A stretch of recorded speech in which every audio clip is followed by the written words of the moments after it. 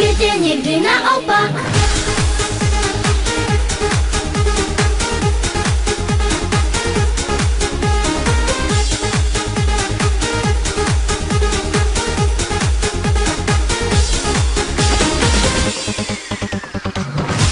Když se zdá, že přišel ten den, kdy vůbec nic se nedaří, tak se ptáš, proč zrovna já, proč zas já. Když se zdá, že nálada tvá tě černou barvou zahalí, smůlu máš, tak se směj na celý svět, ať každej ví, jen se smíchem smůla odchází. A ten, kdo se nechce s námi smát, ten nepochopí, že je to tak. Všechno je to přesně tak.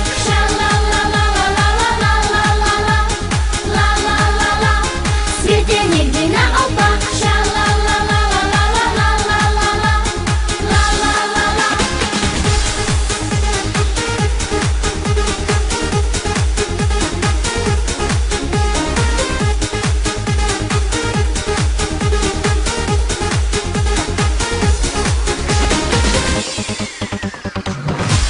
Když se zdá, že všechno, co chceš, se proti tobě obrátí, tak se ptáš, proč zrovna já, proč zas já.